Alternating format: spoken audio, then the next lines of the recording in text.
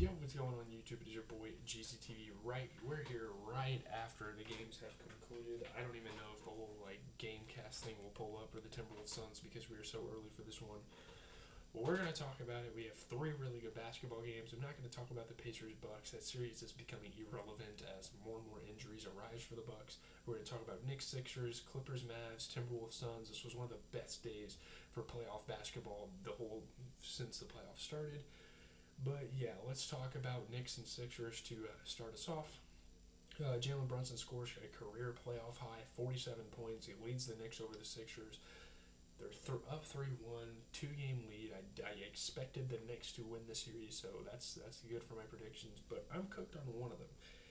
Jalen Brunson had just finished the highest scoring game of his playoff career, the highest ever by a New York Knicks player in the postseason, and he was impressed. He was out there playing real well. Great game, huge floaters. Like putting the game away, making some dagger shots, right over guys like Embiid. Joel Embiid. There's some crazy sequences in this game. This was a great game. Joel Embiid had a nasty block. OG Anunoby was getting to the rim. Josh Hart continued to prove why he's one of the best defensive guards in the NBA with some defense there. But yeah, looking at the Knicks, OG Anunoby, shout out to him, 16 points, 14 rebounds. He shot 50%, really efficient night. You get 47 points and 10 assists for Jalen Brunson, an absolute masterclass of a playoff game. Sixers are just about out of it. Obviously, Joel Embiid put up 27 points, 10 rebounds. You get 23 points from Tyrese Maxey off of 33% three-point shooting. Me personally, I'm not really happy about the performance of a guy like Kyle Lowry. I mean, they really don't have anyone else to carry that point guard position off the bench. But Tyrese Maxey is kind of the point guard, but I don't know. It looks really bleak when a guy like Kyle Lowry is going out there shooting 25% from three. That's not great. That's not what you want. Yeah, Sixers just got to get him next time. I think the Sixers can take a game from the Knicks, and then I think eventually the Knicks are just going to win Game 6. So far this series is panning out to be kind of how I thought it would be. Same with the Clippers Mavs. I think the Clippers possibly could win both games back in LA. Paul George, man, this was a really good game as well. Just a lot of great offense, a lot of great talents in this game. Paul George and James Harden helped the Clippers even the series with the Mavs at 2-2. They did blow a 31-point lead. This was a great game. This was super dramatic. This is what the NBA playoffs are all about. And for those of you who are kind of new to the channel, since I've started to I moved my stuff out today. If you're this your first video watching, I'm sorry, my room's super plain. I have to move out from college. I'm literally leaving tomorrow, so I'm just taking the rest of my stuff and going. So yeah, Paul George and James Harden are 2 for 2 without Kawhi Leonard in the Los Angeles Clippers first round playoff series against Luka Doncic and Kyrie Irving, and that's a huge deal. It's not that Kawhi Leonard's like a cancer for this team and he prevents them from winning games, but I don't know. They blew a lead, but they were able to hold on. In the clutch. Paul George falling away, hitting crazy shots. Kyrie just showing why he's one of the most skilled offensive players of all time with some crazy layups. Three straight buckets late in the fourth from James Harden. This was some of the best playoff moments we have seen from James Harden. Some of the best overall playoff performances we've seen from him, probably almost in his entire career. He was lobbing it up to his big men. Plumlee off the bench. You wouldn't think he'd be a super impactful player. But Harden finds his teammates. That's why he's such a great basketball player. Him and Paul George each had 33. Paul George, 33 points. He shot 70% from three. He was lighting it up. He was playing absolutely phenomenal. James Harden put up 33 points. He shot 4 for 5, 80% from three. They shot a combined 11 for 15. I mean, that is huge. I mean, that's crazy. Obviously, looking at the Dallas Mavericks, you get 40 out of Kyrie. He shot 60% from three. I believe he shot 56% overall. He had a super efficient game.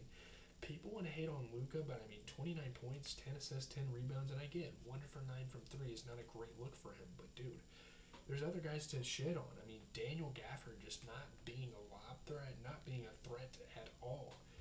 Only grabbing 5 rebounds, not getting any blocks, nothing. I mean, Daniel Gafford Edwards just not a threat, and they need to work on that. And Derek Lively should definitely start over him at this point. Like I've seen a couple games, and I think that Derek Lively should start, which they might try to.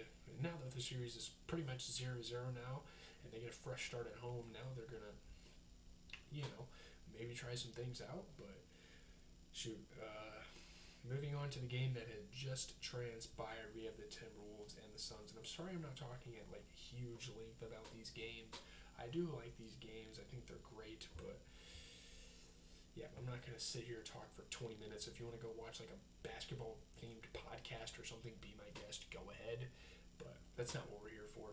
But Anthony Edwards scores 40 points. The Timberwolves outlast the Suns. They win by 6. They finish a first round sweep, and this is possibly the only sweep that's going to happen in the first round, which is really a test to how good this playoffs has been so far. And obviously, the Thunder are playing the Pelicans tomorrow, and it could very well be a sweep on their side. Yeah, obviously, Anthony Edwards and Karl Anthony Towns scoring the rock at a very high level for this team. Don't forget Cat, even through foul trouble, like this is crazy. Timberwolves, man, pulled away late. This was a close game throughout. This was really good basketball, which is why we're talking about it, obviously.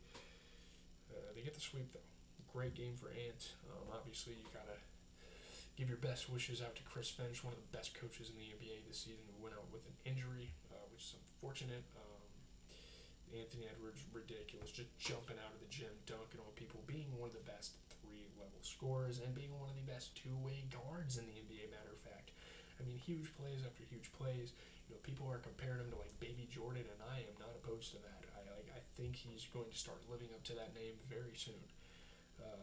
Turnaround jump shots. I mean, it's everything for Anthony Edwards. The man put up 40 points in a game to sweep. Like that's huge. That's extremely big time. Shout out to Anthony Edwards.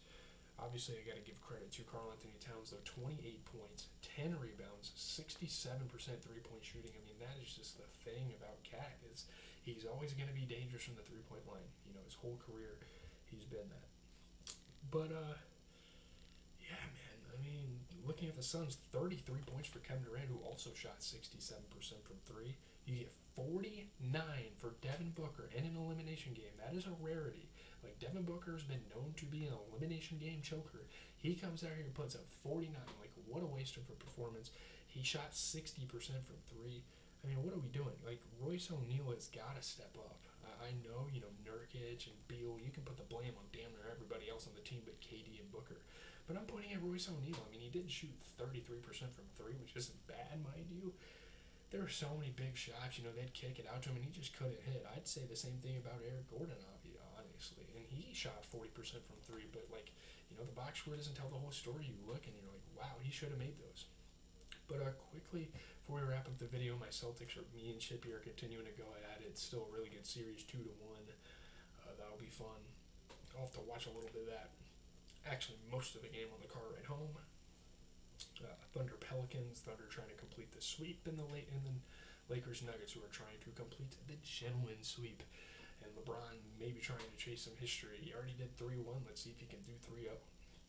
But leave a like, comment, subscribe. As always, this has been your boy GZTV. We talk playoff basketball all year long. So many really good series. The first series is in the books. We still have 7 more to talk about, and yeah, they're really pushing to get. The NBA is really pushing to get some of these series done. Tomorrow, 2 series are at risk to end, but there's still 1 series that's going to stay alive. So that's cool.